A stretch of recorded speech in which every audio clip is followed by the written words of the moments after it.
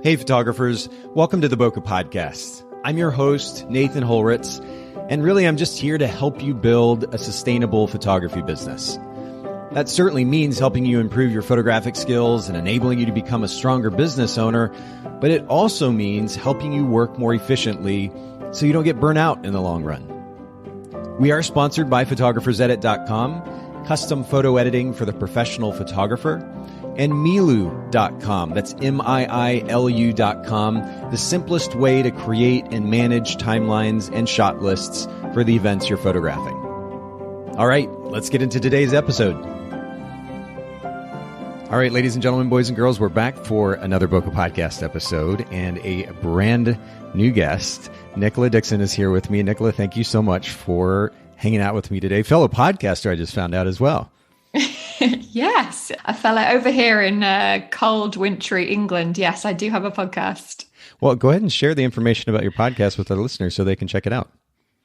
So my podcast is called Learn to Launch, but it was once called Wild Ones, which is actually the name of my workshop brand. So it was Wild Ones for about a year. So it was very similar to yourself. It was a photography podcast sort of by a photographer. And then as I've kind of transitioned my business, this sort of last couple of months, I relaunched the podcast as Learn to Launch. Interesting. Okay. So first of all, podcasts, I mean, obviously a very popular medium at this point for communication. It seemed like blogs were all the rage there for, 8-10 years. We've kind of transitioned. While blogs still have their place, podcasts are the new in thing. What made you specifically want to get into podcasting, which, has become a relatively crowded space? Oh gosh, that's true. So it really was like a good year ago. I feel like it was October 2019. I'm just obsessed with podcasts. Like I think it's incredible that they're free. Yeah. And as someone who kind of, I wouldn't say I grew up listening to them, but just really, I just loved listening to them. I suppose I feel like it was really natural to be like, okay, I really want a slice of this. Like I really want to have my own podcast, but I just love them. It blows my mind that they're free. I spend a couple of hours every day. I have a dog, so I walk a huge amount because I have a very big, active dog. What kind of dog? I have a Dalmatian. Oh, beautiful. A 1-year-old Dalmatian. So she was the best thing about this year, actually, because I got her November, end of wedding season last year, 2019. And obviously this year kind of meant I had the year off, as it turns out. So Right. Actually it was like the best thing I ever did. But through her, I spend a lot of time walking and therefore listening to podcasts. I probably get most of my kind of knowledge, inspiration from podcasts. I just love them. You're already, I get the sense that you're a natural conversationalist, but has it been a big learning curve as well, learning to host one? Yes, I was terrified. I think with everything new that we do, it's uncomfortable and scary, but we know that that kind of fear is, you have to work through it. Otherwise, obviously you just never move forward. But yes, it was terrifying, like anything new. Yeah, it feels like a long time ago now. I mean, I still get scared, but I think that's where the growth is, isn't it? When you're scared, it means you just have to keep going. Yes, absolutely. I was just talking about this with another photographer. I went skydiving a couple of times in years past, and that initial jump out of the plane, especially the first time, having no context really to what this is going to be like, I'm, of course, extremely scared. But on the other side of that jump, and only within probably 3 or 4 seconds, you realize not only is this not that bad, but oh my word, it is amazing. And you land and you feel like, you can own the world practically. So to your point, I think, sometimes we do have to just literally and figuratively take that leap. And on the other side of that leap is something really, really wonderful. I'm not sure I would go skydiving, but yes, I definitely, I get the metaphor and it's a good one. Yeah, it's uncomfortable, but then you get the results, I suppose, that high at the end. There is a little that I've experienced. It's like that high that I experienced after landing that first time. Tell me though, and this is something that we talk about quite a bit here on the podcast. First of all, the notion that many photographers consider themselves introverts. And ultimately, we discuss quite a bit how to develop relationships with our clients. As a podcast host, would you say that there's a particular standout principle that you've learned about how to better communicate? Oh my goodness. You see, so I am a podcast host because I hate showing up live, like in person. I think everyone has their kind of platform perhaps that they feel comfortable with. Like, you very rarely see me say show up on Instagram live. If I do, it's under duress, and I don't enjoy it, which again why like I had a podcast as opposed to like a YouTube channel, because I am an introvert, but I think I'm a kind of extrovert introvert. But well, gosh, I think showing up for my clients, I mean, I think one of the biggest things I would say and that I encourage people is, when we talk about building a relationship with our clients, it's just to genuinely build a relationship and genuinely care, much like if it was a friend in a day-to-day life. I think I've worked really hard in my business to kind of get my business to a place where like I'm really happy with my prices, for example. And I think I say that my prices are what they are because, I am 100% available to my clients, very much 7 days a week. I know some people have boundaries and they don't say, encourage communication on a weekend, but that's just not me. I am very much available to them. And that's almost one of my selling points. I very much try and, if somebody say has emailed me, I mean, typically if I've got an email inquiry, I usually notice that they've started following me on social media.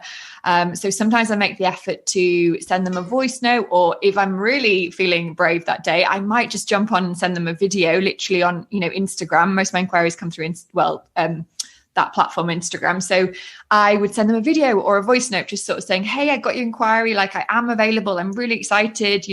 I'll get back to your email as soon as I can. And I find that that's a really powerful way to instantly create slightly more intimate connection. I mean, these are high value, interactions, right. You charge a lot of money. And so I've really enjoyed doing that. But again, I don't do it for every client, but I really do try and make the effort to get that communication perhaps onto message as quick as possible and take it off like email and anything, I suppose. Obviously, I follow them across all the platforms, and I let, Instagram, I suppose I try and watch their videos to let Instagram know that I'm interested in the content they're sharing so that it keeps sharing it with me. And then I comment if whatever, usually it's something they've cooked for dinner or gone on a walk, but I really let them know that I'm genuinely watching their life. I'm interested in their life. And I guess just genuinely caring, I think, is the biggest thing that I try and do, and making myself very much available. If they want to know supplier information, I really do encourage it to be a relationship as much as I can, really. Well, it's interesting, and I didn't necessarily expect the conversation to go in that direction, but it's funny that I can, not even funny, I think it's beautiful actually, that I can hear the energy in your voice as you're talking about how you want to show that genuine care and concern and interest for and in your clients or potential clients.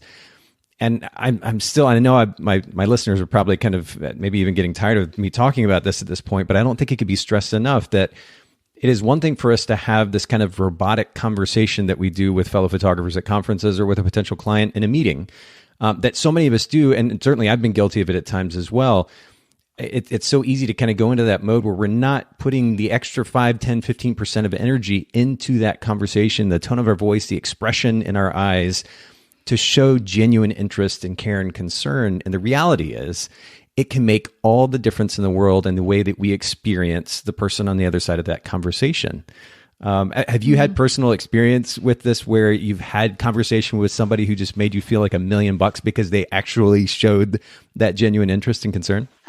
I think from my own experience, like if I've reached out, to be honest, sometimes it's through me perhaps contacting someone to come on my podcast. If I had it where like I reached out to her, say, and she straight away sent me a video back. And and I was just blown away by that. Like wow. Her, like you said, her excitement. Yeah. I mean, you can't really hide it when it's video. And so I did know from that, if my clients sort of really see that and feel that, and yes, I don't claim to do it for every single inquiry I get, but I really do try, because I mean, how amazing if I was getting married and I reached out to a supplier and I got this video message or even just a voice note, they'd be like, oh my gosh, they're a real person. And so you're instantly creating like an actual human connection rather than just email basically. Yep.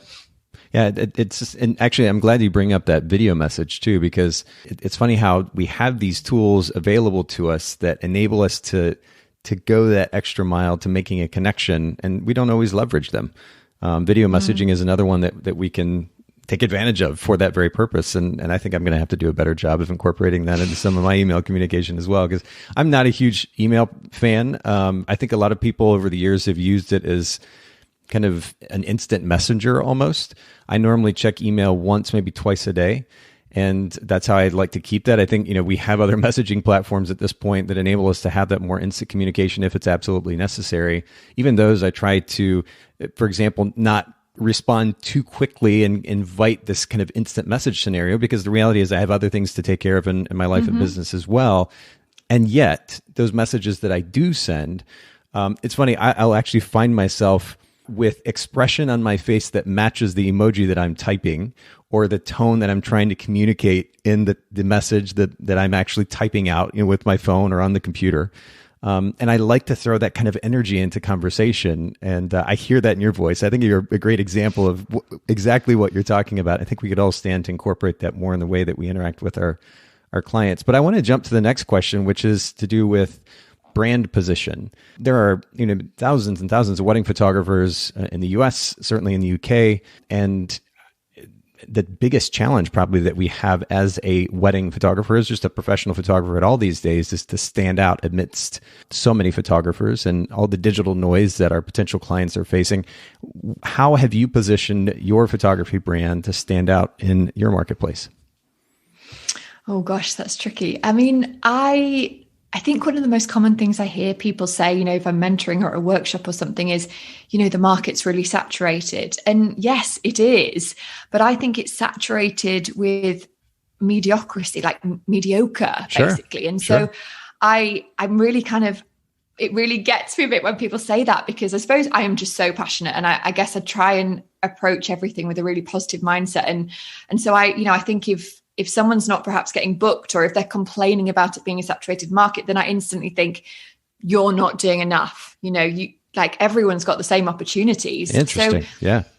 In terms of myself standing out, I mean, I guess I've worked really, really hard. I've worked really hard to try and position myself as, I guess, an expert and offer a different level of customer service, trying to, I guess, I'm so clear with my clients from the get-go. I'm so aware that I charge, a good chunk of money. And so I am just so, I guess, transparent with them about, I'm so aware that I charge. I don't pretend that I'm so aware that I charge a decent amount of money, I suppose. And for that, they really do get my care. So I think I just try and present myself across my brand as just someone who really, I guess, is experienced and hopefully knows what I'm talking about, but just that I'm genuinely passionate about what I do. I'm almost obsessed with what I do, which is probably to a fault. I'm not encouraging people to reply to emails, 7 days a week, but that's just, I guess, how I run my business, because my business, there's no divide perhaps between I'm working now, or, I'm not working now, because I guess I just love it. And it's my own business. I'm self-employed. It's a passion. It's not necessarily I'm at work now, which is not great. I'm not saying that everyone has to be like that to have a successful business. Sure. But I guess for me, it's just how it is really I just wake up and I'm just super excited. And so I don't think, I'm not working today, it's a Sunday, I'm not going to reply to that email. I'm just very present for my clients. But I definitely just encourage people in the industry who sort of feel like it can be saturated, that they have to show their value, and it's up to us. I think you could just be something to tick off the list, I need a wedding photographer. And then you're just positioning yourself as a commodity, but to really show your value. So I really hope in my touch points across my, say from inquiry to wedding, I really hope I nail those touch points as being sort of quite a luxury wedding photographer, but just position my brand that I offer value, basically. And that's definitely something I encourage people to look at. And I guess so showing value across all your messaging. So make sure your messaging is laser focused. I'm so intentional with what I share, whether that's on social media or blogging or on my website, my portfolio. I just, at the end of the day, when you think about our own actions as consumers, and the fact that there's 1 million pizza places, for example, on a high street or whatever. And what makes you go to one pizza place over the next pizza place? And it's usually because it's the person that's not just like, oh, this is a margarita pizza. It's the person that's like, we use organic cheese. Tomatoes are from the sustainable farm down the road. They're showing their value. And that's what I encourage people to do. It's your website versus, say, your competitor's website. Like, what are you doing to show why they should be booking you, why they should be paying that little bit extra more to get you? So yeah, that's... Well, I want to clarify one thing, and that is that I don't think that because there's a saturated market that the conversation ends there. And in fact, because it is a saturated market, and the simple reality, just looking at data, statistics, and certainly the interaction with photographers now, myself, for about 2 decades in the photography industry, I simply know that there are a lot of photographers. I think the problem comes where, well, there are a couple of problems. One is that photographers, and I dealt with this personally, actually, when I first started in the industry, I was charging, myself and my business partner were charging very, very little money. And we eventually worked our way up and charged, upwards of $7,000 to $10,000 per wedding. But we were charging as little as, I think my first wedding, I shot for $350, and I was shooting film. So of course I lost money because I'd had that developed. But then we were kind of, our average package was around $800 to $1,000. And local photographers were frustrated with the fact that we were, quote unquote, undercutting the local industry. And the reality is, if we aren't aware of the fact that the industry, or the marketplace rather, is segmented based at the very least on income brackets, and that there are certain target markets within those income brackets that we can intentionally, proactively go after, depending on the business model that we want to run, then we're going to lose sight of possibility and just kind of almost kind of end up in this negative mentality where we're giving up because so-and-so is charging less than me, and how dare they? And I think, to me, that's just a very reactive state of mind. So I think, one, there's a need to develop awareness about just how the marketplace works. Number two, I think it's important, and why we spend so much time on brand position, is that there's got to be a way to effectively communicate how we are different than the other person. Because you're right, there are plenty of photographers that are okay photographers.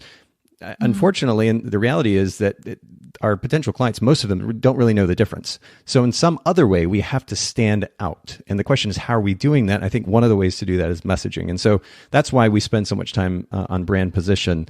I just wanted to clarify that a little bit. But when you talk about not doing enough, a lot of photographers aren't doing enough. I want to push back here because I want to get your take on this. It's one thing to be busy all the time. It's another thing to be busy doing the things that will actually make a difference in our business, so that we then still have time to not have our phone with us or be on the computer all the time. And this is really kind of a good segue to my next question about managing time too.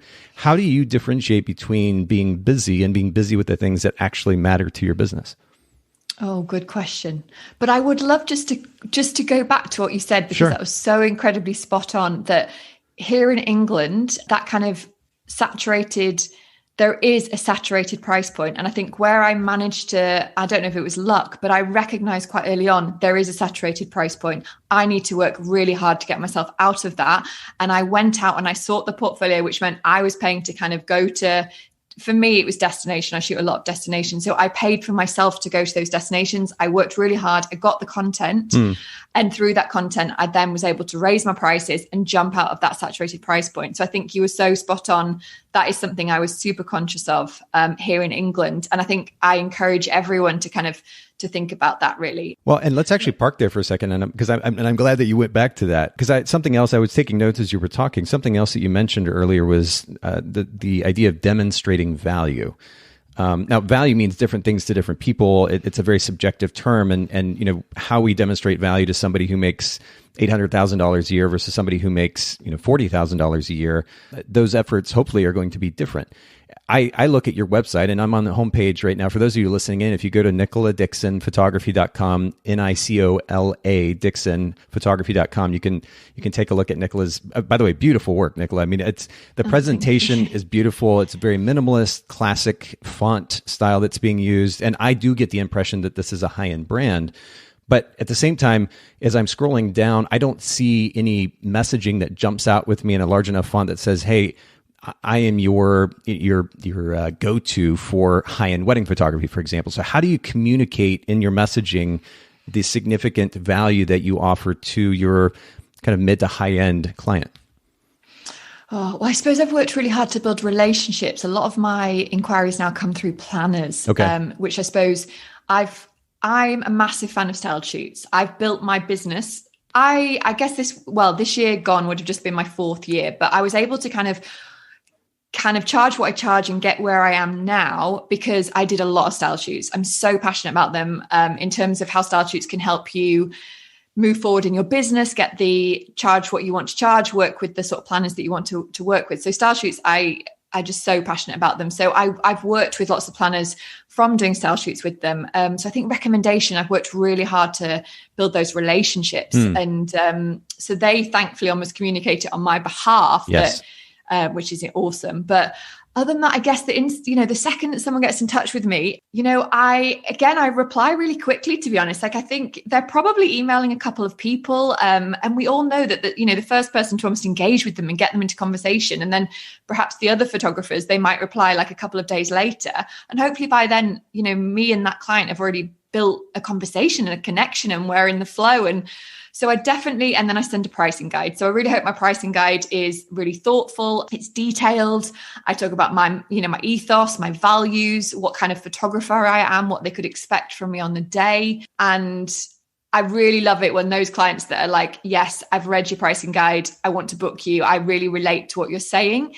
And they're obviously the type of clients that you want that just... Well, the fact that they've actually read your pricing guide, because let's be honest, some people don't quite, they don't really read, they just go straight to the pricing. Yep. So I always love it, obviously, when clients are like, oh, I really loved what you said at this point. And I'm like, amazing, you've read it. That really shows that we're going to be a good fit. But you're right, I suppose I'm so intentional. Like, I think, again, if I'm ever sort of speaking to other big like photographers that are wanting to move up in the industry, I am so intentional now. Even if a wedding perhaps might be in the right venue, say, but if just a couple of aspects to it don't really gel with me, then I won't share it. I guess I just can't stress that enough, how intentional I am with the content that I put out there, which I hope then attracts what I am looking for. But yeah, you're right. I mean, I'm one of those people that I'm so guilty of on my own website, but when I'm like teaching other photographers, I'm like, you want to do this and this, but then your own website kind of falls by the wayside.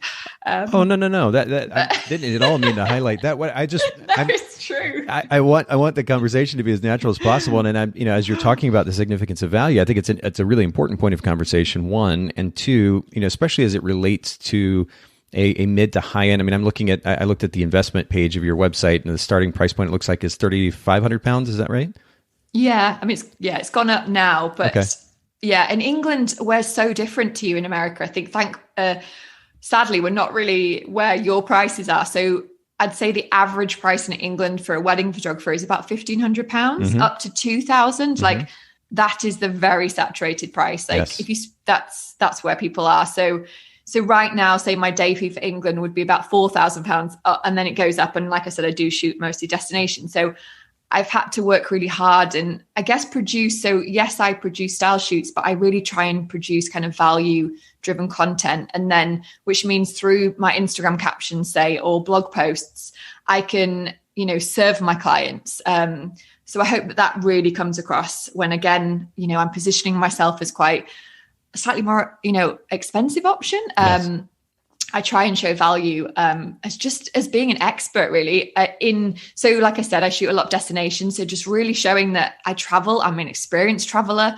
If you book me for your wedding abroad, you're in really safe hands. And I try and get that across with the content I produce. And then, say the Instagram caption, I really try and see it as an opportunity to serve them, really, and not just be like, oh, look, here's, Sarah and Billy at sunset, or whatever. It's an opportunity to serve my clients.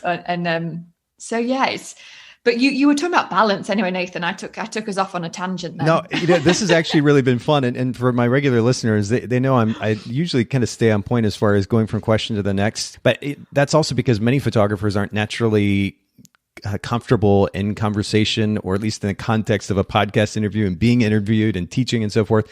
I like it when the conversation kind of break the outline and we can just let it flow where it may. So please don't apologize in any way for that. I did want to touch on one other thing that you highlighted, which I think is super important for all of our listeners to consider.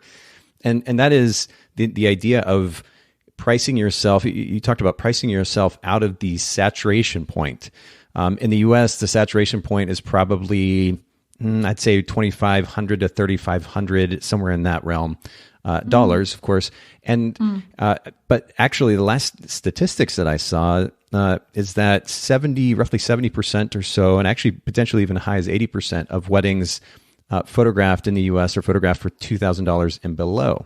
So when I say the saturation point, that saturation point of 25 to 3,500, maybe 4,000 is where, full-time active photographers may be shooting. But the reality is that there's this massive segment of the market that is underserved on the low end side. And so while it may be natural, for example, in your case, Nicola, you priced yourself out of that saturation point and went up. I did the same thing back in the day when I was shooting weddings as well. And I think there's opportunity to do that. But of course, it's also a smaller segment of the market. So I would ask the question, because I'm getting ready to explore a business model myself, actually, as a photographer that taps into the low end side of the market that is not actively served.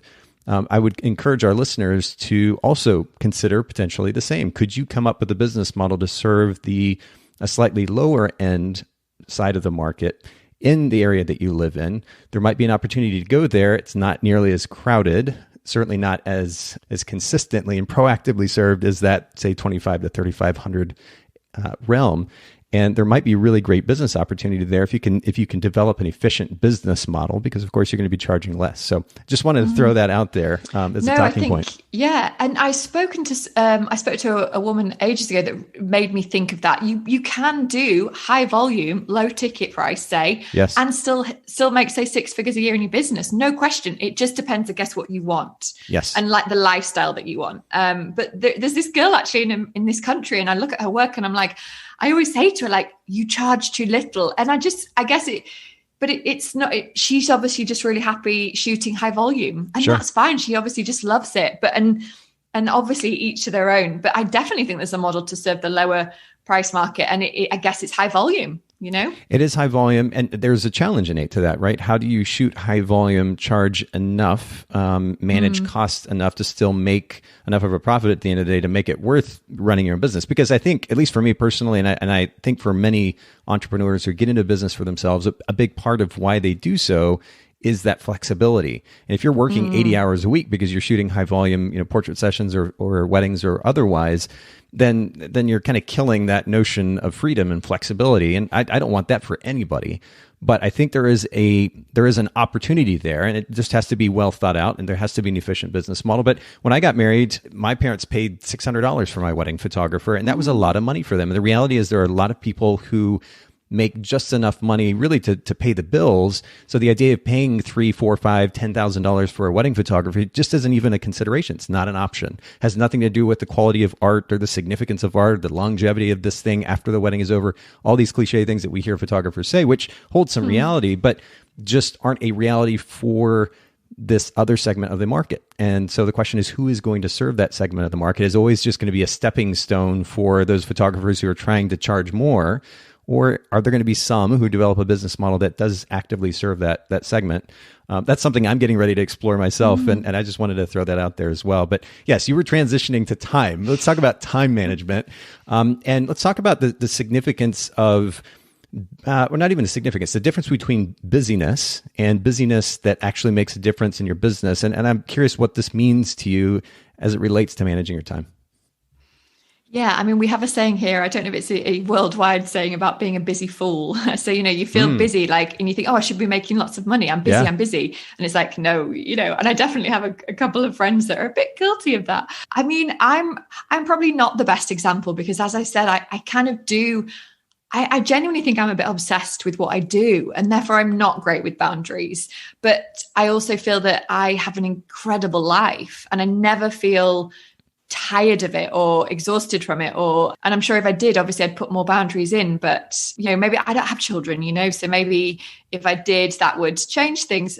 For sure. So I guess, yeah, I mean, I just have a dog, but I feel, so I'm probably the worst person to speak to. I mean, I'm pretty efficient with batch working. I really got, my editing down to, I think I'm pretty slick with it now, but I know so many people obviously go to outsourcing, and that's definitely something I would consider if I was shooting more weddings. But I don't think there's a secret for me, because I'm probably really guilty of just working sort of as and when I feel like it. But I have like the best. I mean, I know it sounds so cheesy and cliche, or probably quite irritating, that I genuinely I have the best life ever. And so I just enjoy it and never feel like, oh, I've got to go to work, or, I just never felt that really. That's wonderful. No, seriously, that's wonderful. And I don't think that's cliche at all. I mean, if you can do that, and like you said earlier, to each his own, everybody has a certain, I hope they've at least internally created a goal for themselves as to the life that they want to live, and they're working to get to that place. And the parameters within which we function are going to vary from person to person. So I love the idea that you can work as much as you want to and feel good doing so, are happy doing so, aren't getting burned out. I think that's wonderful. And actually, I was thinking earlier as you were discussing this, you were talking about passion, and that is a word we hear thrown around a lot. And it may seem cliche in some ways, but I'm curious, what does that passion actually mean for you? Where does that excitement for the work that you do come from? Oh, gosh, that is a really good question. I mean, I love being self-employed. I love having my own business. I love having complete freedom over my time. I'm trying to work more to have location freedom, which as a wedding photographer, that's something I'm trying to figure out and kind of, basically that's where I am now, trying to get the location freedom, which is tricky. And I'm struggling a little bit the minute that our industry, you're booking, say at the moment, I'm having clients wanting to book for 2022, and I'm saying no. I can't even think about that really. I really struggle with that part of the industry, which is obviously, you are booked 1 to 2 years in advance, which means I know where I'm going to be, like, July 2022. I'm not good at that. I don't know. That's the only thing in the industry that I'm like, oh gosh, I struggle with that sometimes. But I think freedom, the fact that, if it's a Monday afternoon, I want to go have coffee with my parents, and my parents are sort of retired, and they live near me, and they're big bikers, and I tend to meet them somewhere on their route, and we just sit outside and have a coffee. And every day, I'm like,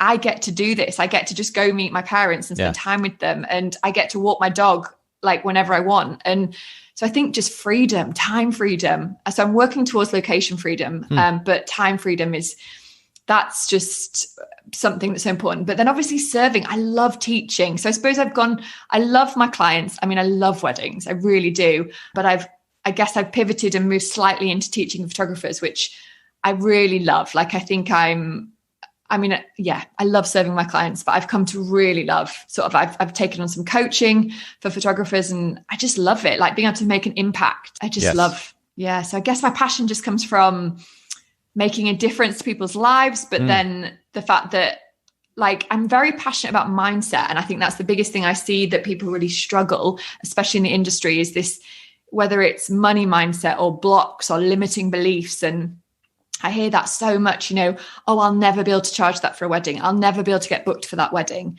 And that's just something I teach. And I'm so passionate about that, trying to get people to think differently. And I think, I'm so passionate about mindset, I suppose. And if I can change someone's mindset, if I can help them it's only been in the last couple of years that my mindset shifted. I had a business years ago that failed and left me basically bankrupt. And I genuinely lost everything. I had nothing. I mean, I was like 26, 27, 28. So, it wasn't like I had that much to lose, but I felt like a failure. That was it. I'd failed. And, I really had to do so much work to go, no, you didn't fail. You're only a failure really if I'd stopped there, but I didn't. Obviously, I moved forward and got into photography and set up the business. And I think through all that, I had massive money issues, and I've done the work, I've listened to the podcast, I've read books, and I continue to do the work every day and sort of shift some of those beliefs. And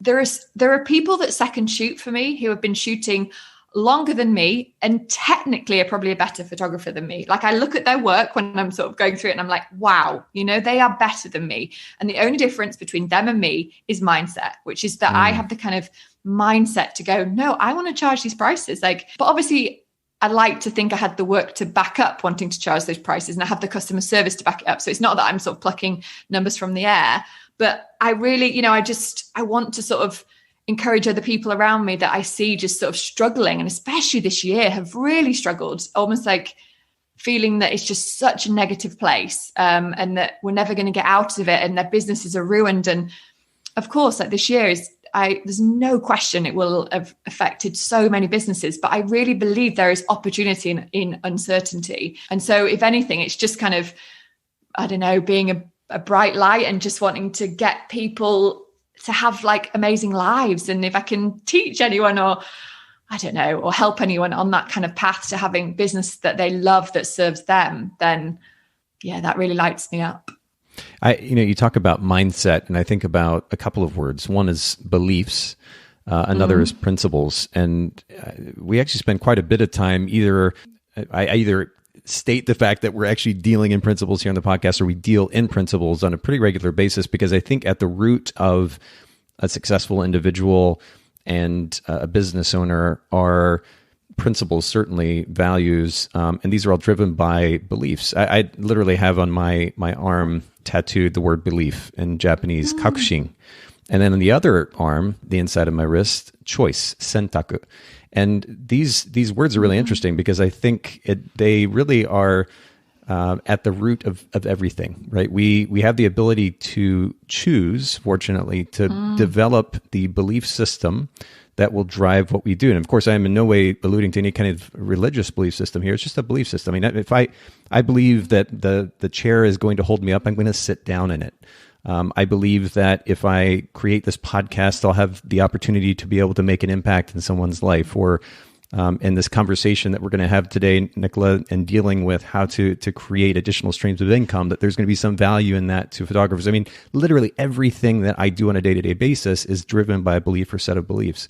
And so I think it's really important for all of our listeners, and I'm so glad that you're putting such an emphasis on this, and you're coaching, Nicola, to develop a set of beliefs that enable us to then put together value set that will drive what we do on a day-to-day basis.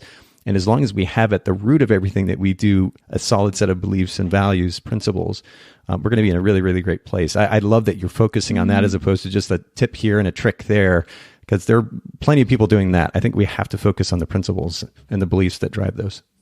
I love that. I mean, it's choice. We can choose to take action. We can choose to believe that good things are going to come to us. I love that. I think you're spot on. It's choices.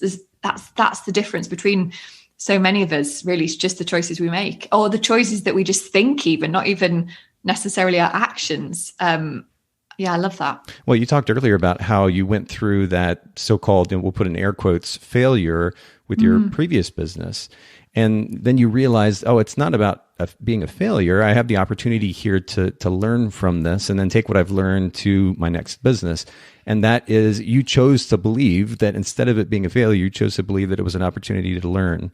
And that reframing, that choice to believe that this was actually an opportunity, not a failure, enabled you to take a really positive step in the right direction with your new business. And I think that's a beautiful example of that very concept. But there's so much to talk about here, and this has been really wonderful. You did mention outsourcing and delegation, and this is something we talk about quite a bit on the podcast. Is there any element of your business at this point that you're experimenting with delegating? Well, I guess as I've pivoted my business slightly into the kind of more coaching space, then yes, I've definitely sought help these last kind of 6 months, mainly copywriting. I've really seen the value of getting someone else. I've just got a new website and I've had her completely do all my copy. So, I mean, that was really expensive actually, but I knew it was going to be worth it. And it was. The copywriting, I have a designer help me with pretty much everything at the moment. I have somebody help me with my Facebook ads that I've just taken on. And at the moment, I'm having somebody help me with the tech side, but that's only because I've slightly pivoted my business. In my photography, I probably did do most of it myself, but I was definitely getting to the point where I was thinking about outsourcing editing, and I did just manage to find a couple of hacks workflow wise that just helped me. Sure. But I know I don't shoot that much. So for those photographers around me that do shoot a lot, I know that they outsource because there's no other way really to do 50 weddings a year at the standard they do unless they take on some help, typically outsourcing editing. Yeah, that's funny that you mentioned the volume, and I'm sure you're referring, well, maybe mainly to the number of events that you're photographing. Do you also shoot less as far as the number of images? I hope not. I don't think so. Though I am quite picky, and I know, like, whenever I have like second shooters sometimes that just send me thousands and thousands, I do think, gosh, I'm really quite, I'm definitely not one of those click happy photographers. Okay. But no, so hopefully I don't deliver any less, but I don't shoot high. I probably shoot 25 weddings a year at the moment. Well, that's what last year should have been. And I think next year will be about that because of the situation. But then, I definitely want to scale back, just because I guess I'm moving my business in a slightly different direction. Sure. Still serving photographers, but just in a different direction, really.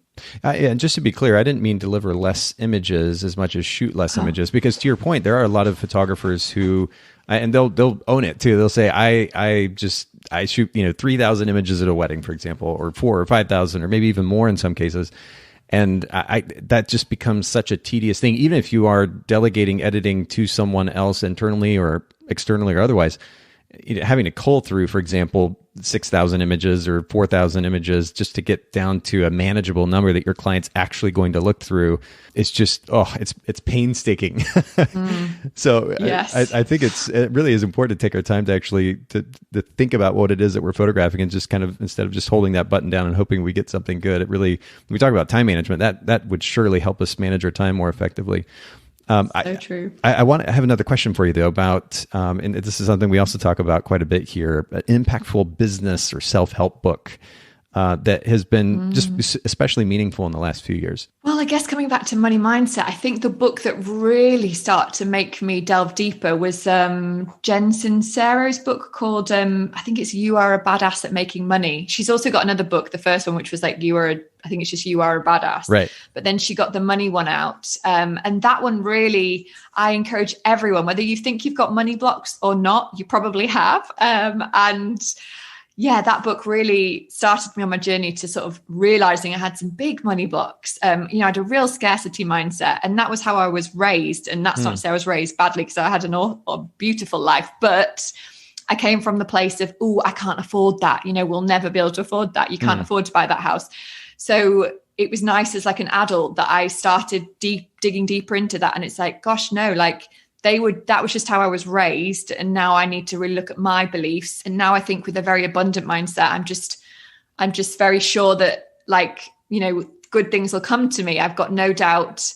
It's just how I think now, I suppose. Basically an abundance mindset. If a great example would be, I have a lovely photographer who shot this really lovely wedding with me. It was a beautiful wedding. And she was like, oh, do you mind if I create like a sample studio album with this book? Like, I totally understand if you don't want me to. And I was like, no, of course. Like, I never want to hold you back. Like, I encourage everyone that works second shoots me, associates with me. I allow them to share those images. I don't put any restrictions, because I want them to have success. And by me holding her back and saying, no, you can't turn that into an album, like, what good? That would then me be having a scarcity mindset, that there isn't enough to go around, and there is plenty to go around. And I love, typically those that say mentor with me and then they come and second shoot with me.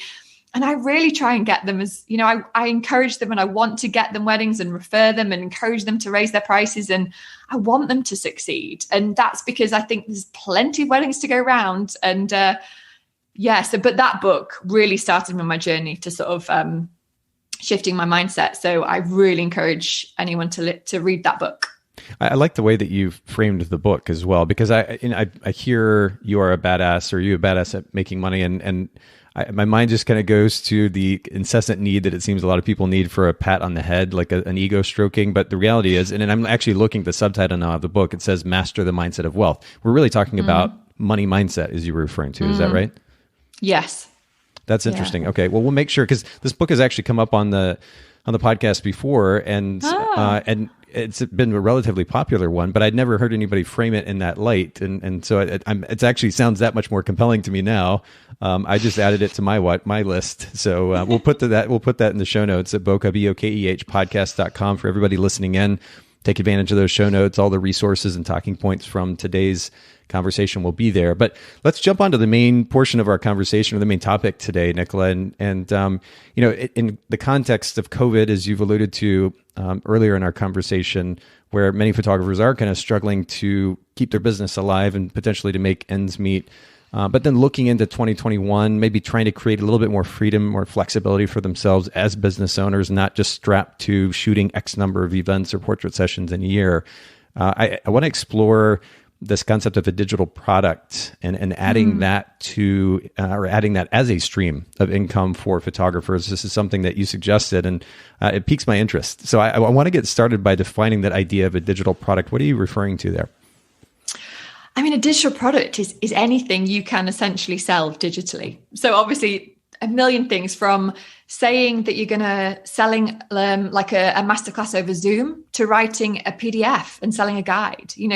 There are so many different types of digital product, but essentially I'm just referring to anything that you can sell digitally.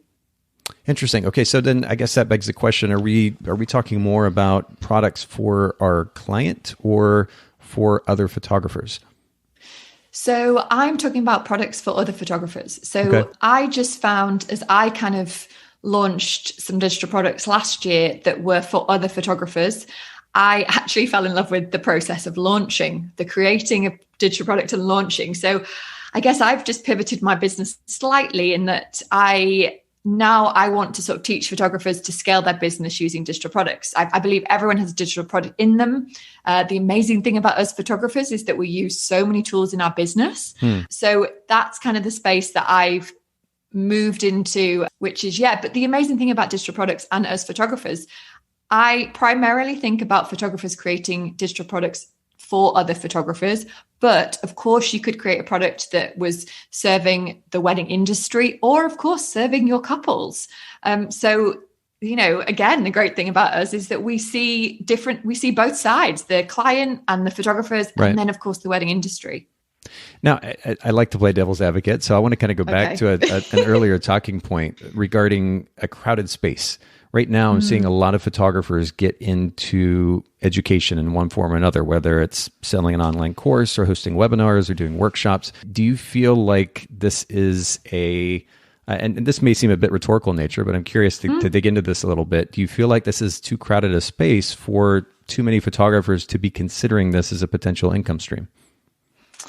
I mean, obviously, I'm going to say no, Nathan. But I mean, no, in the sense that I think traditional education is dying. I think so many more people are now turning to learn something online. So without question, I don't have the stats in front of me, but without question, online businesses are rising. And now, before you'd think, I might go down to my local college and take a class in photography. Like, I just don't think people don't even think that anymore, really. I don't think. So I definitely don't think, I mean, obviously I'm going to say no, but I think like everything, like with our photography businesses, we just need to show value and serve our clients. Like whether we're serving our brides or, clients or serving other photographers, we need to have them at the front of everything we do. And yes, there are lots of educators out there, but just like, there's probably educators that maybe shouldn't be educators, so make sure you obviously do your research, but no, I think the space is growing, definitely, because it's worldwide. I mean, it's limitless. So obviously I'm going to say no. Well, I was just curious to get your take on that, because I guess hesitant might be the best word in this case when it comes to this conversation around encouraging or hearing, even just hearing other photographers. Photographers will talk to me, whether I'm at a conference or in a podcast or otherwise, and talk about getting into the education space. And, when we have, I think here in the US, roughly 2 million weddings a year, I think. The notion of there being thousands of photographers to photograph those 2 million weddings makes a little bit more sense. But when we're talking about education space and much less number of people that need to be served, the idea that so many photographers are continuing to get in the space now, any and everyone is selling something, I think there's a potential for those opportunities to get watered down a little bit. Hence the conversation, hence my question. So I had to at least pose that and get your take on it. I appreciate you sharing. But this may seem, again, like another rhetorical question, but what would you say is the purpose of photographers beginning to offer digital products in addition to the photographic services they're offering? I think it's a great way to essentially, increase your revenue or add another revenue stream and or work less hours. If you are fully booked or perhaps you're traveling too much or you want to be at home more on weekends and, rather than say take 30 weddings, you want to take 25, but you don't want to earn any less money, then what are you going to do? So yeah, I mean, I'd say like boosting your profits essentially and working less is probably the biggest one, but also the balance if you just want to be at home more. And I think especially when people start having families and things, that becomes really appealing. Right. Even more flexibility.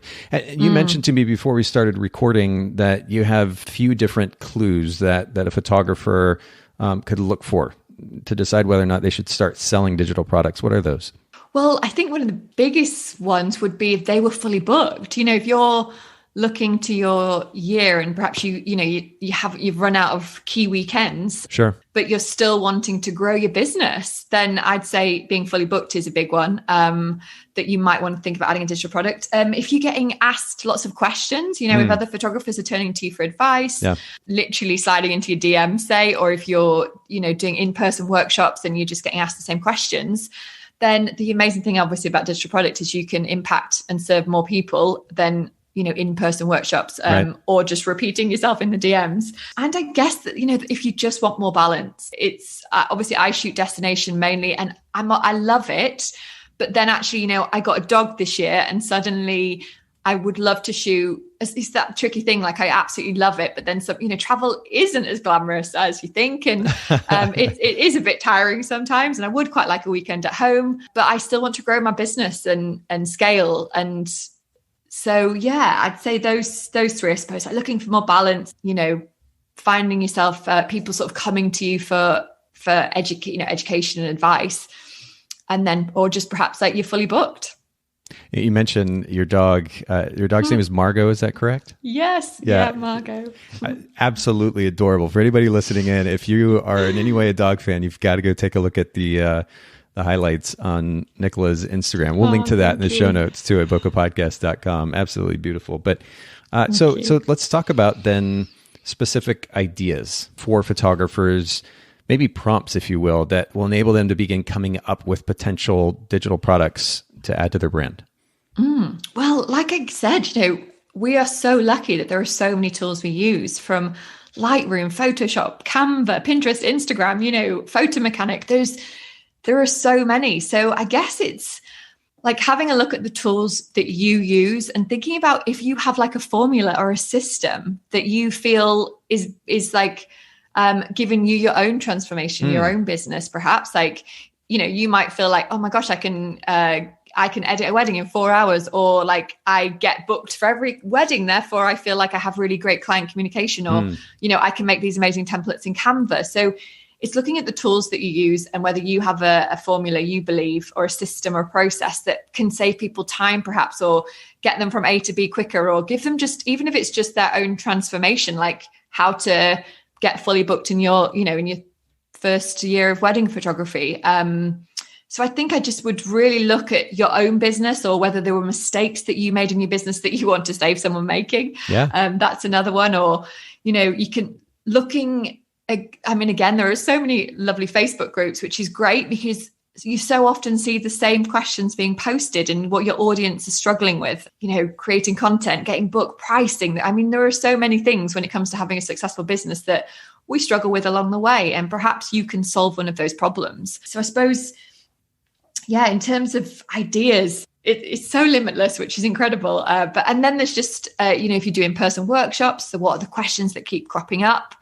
But I'd say going to the Facebook groups is definitely a good one, because you really do see the same problems coming about. And of course, looking at your own personal story, like your own personal business, like where you really struggled and overcome, and perhaps you can help somebody not make the same mistake. I wonder if there would be a fancy graph that we could put together here, and it would show this intersection between passion, excitement, right? Because a lot of photographers are excited about the idea of sharing a concept, but they also have to align with or intersect somewhere with statistics that can be proven, right? I'm really excited about this thing. I am good at this thing, and here are the statistics to prove it. So I have reason to share this. Yeah. And then along with that, an ability, right? You also alluded earlier to the reality, which is that not every photographer is geared to be a teacher. And that's okay. It's not a bad thing. I think it's a good thing to be aware of that, have a certain amount of self-awareness, and either learn the skill set, because many, if not most of us, can develop that skill set, or acknowledge that that's not kind of where our strengths lie and go somewhere else. Focus on a different area where we might be able to add value. But passion, statistics, and ability, those intersecting points might be some combination of those three things. What do you think?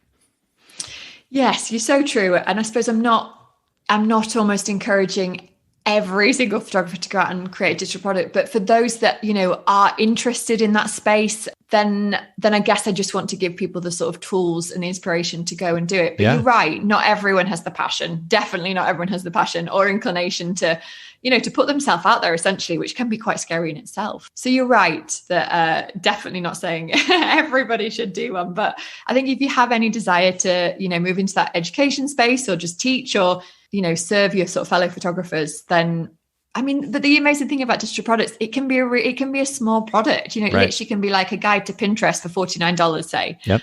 It doesn't have to be this massive signature course of like how to be a wedding photographer and £2,000. That's true.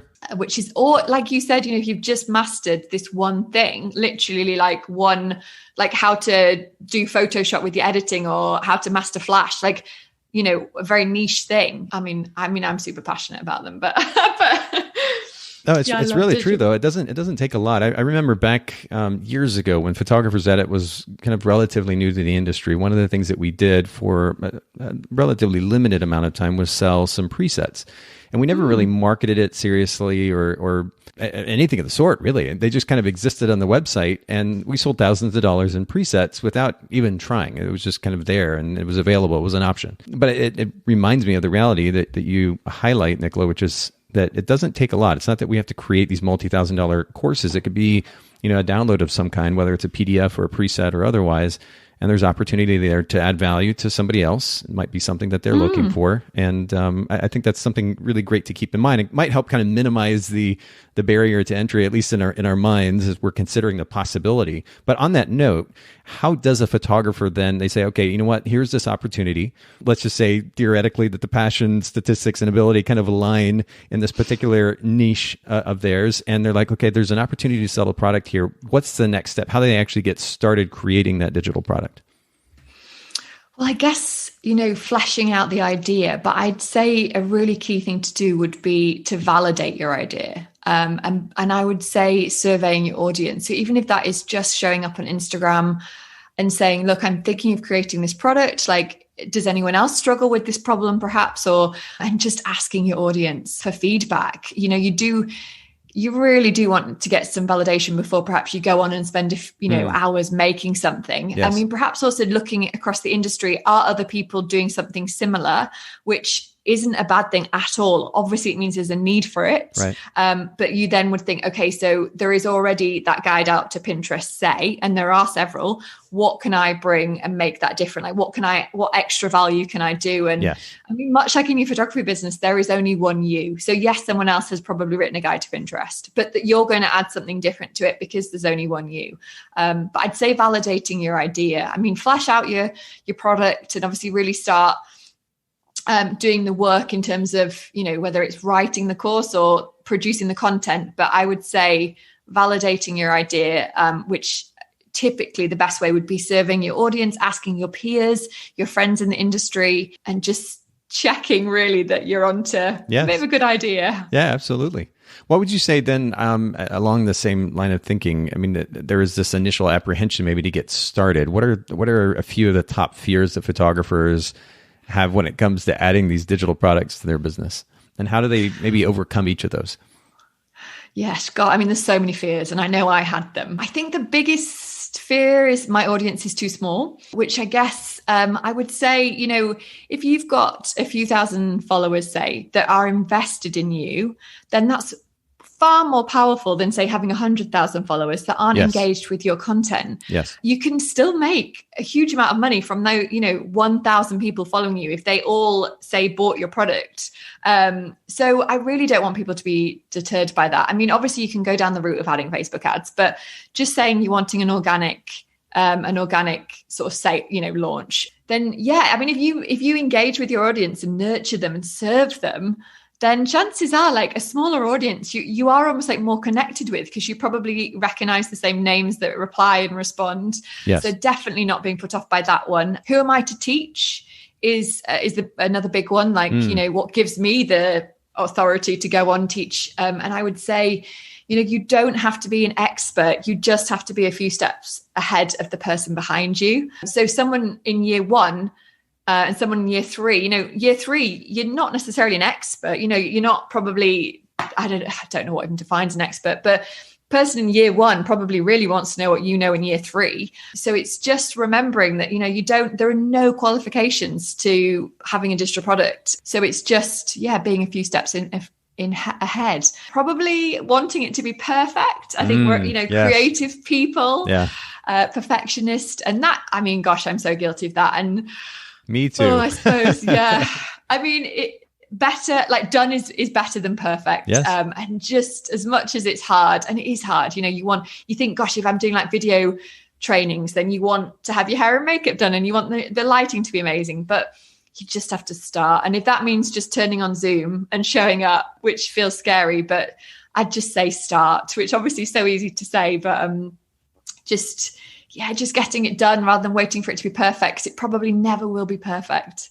So they're probably my top three. Oh, I like that. I was taking notes as you were talking. Okay, so the first apprehension is that the audience is too small. And to your point, the reality is that if we focus on a core group, just need to develop a core audience or core fan base that we can sell these products to, these whether it's downloadables or courses or otherwise, there's an opportunity there. Who am I to teach? The solution there is to serve those that are a few steps behind us. And you know what? I don't think, this is pretty brilliant, Nicola. I don't think I've ever heard anyone address this particular apprehension or question in our industry in the couple of decades that I've been in it in this clear manner. There is such an apprehension that photographers have that they are not, quote, good enough. And the reality is there is always somebody that isn't quite as far along in their career, don't have quite the knowledge base that you do. And there's opportunity to be able to share information with them that would be valuable to them. And it really is as simple as that. And I think that's just so brilliantly stated. So major props to you for that. And then wanting it to be perfect, the solution there is that very simply done is better than perfect. And I like that we're ending on this because it's a reminder for myself. I have to clarify here too, to just do. It's so easy to talk. It's another thing to do. And I actually have, I created this list of what we just very simply call rules for life for myself and my two kids. And I've got this list on our refrigerator. And one of those things, or one of those talking points there on that list is the significance of doing. It's easy to talk. It's another thing to go do it. It may not be perfect right away, but the reality is that if we just do, we have the opportunity to potentially even lead in the market by offering the service that's unique. And we can work out the quirks and tweak little things here and there, make it better ultimately. But we need to start at some point. And if we're waiting for it to be perfect, we're literally never going to get started. So true. One of my favorite quotes, Nathan, you might like, is everything is waiting for you on the other side of consistency. Yes. And I think when I hear that, I'm like, it can be applied to like health, exercise, business, everything. I just love that phrase. That quote. I tell myself it all the time. And it's a bit similar to what you were saying about doing. Just do it. just do it. That's wonderful. I'm going to literally add it to my list I have a favorite document in Evernote. I've used Evernote forever. And it's a quotes document, and that's going to go to the very top of the list as soon as we get off this call here. I love that. Everything is waiting for you on the other side of consistency. Beautiful. Well, I love it too. That's a lovely way to kind of finish our conversation off. I really appreciate you making time to share with me and with our listeners, and just to kind of let the conversation flow where it may. I think that was really wonderful too. Just remind our listeners how they can find you online, how they can follow you online, maybe even learn a little bit more about your coaching, because in this case, if they're curious to maybe take that leap, take that step and begin selling some of these products, they may have questions. They may need some help. Thank you. Well, obviously, I've loved being on the podcast. I've listened to it for a really long time, so it is really an honor. So nicoladixon.co is my kind of education website. I've got 2 courses out, creating a digital product and launching a digital product, which actually come out tomorrow. No idea when this is going to air, but they're launched on November the 10th. They're a really, hopefully, reasonable price point. So, non-scary entry. And I'm Nicola Dixon Photography on Instagram, and the podcast is Learn to Launch. So, even if they just listen to the podcast and feel inspired to go perhaps like dip their water in creating a digital product. But I've really loved being on the show, Nathan. Oh, well, and again, it's been a privilege. I really appreciate you making the time to share with our listeners and being willing to answer the questions when I played a little bit of devil's advocate too. I think that's lovely. I think it's great to encourage our listeners to kind of think analytically when it comes to some of these issues, these topics, and especially when it comes to creating additional streams of revenue. There's really great opportunity. We need to think about the principles underlying how to do so successfully. I really appreciate you sharing those principles with our listeners today. Everybody, make sure you go check out the show notes, bokehpodcast.com. We'll have all this information, all the talking points there. And I hope you have an absolutely wonderful day. Thanks so much, photographers, for listening to the Bokeh Podcast. Will you let us know what you thought of the show by leaving a review of the podcast in the Apple Podcast app? And I'd love to hear from you personally with your thoughts about the podcast and suggestions about future topics and guests for the show. My email is nathan@bokehpodcast.com. Make sure to visit our sponsors, photographersedit.com, custom photo editing for the professional photographer, and miilu.com, that's miilu.com, the simplest way to create and manage timelines and shot lists for the events you're photographing.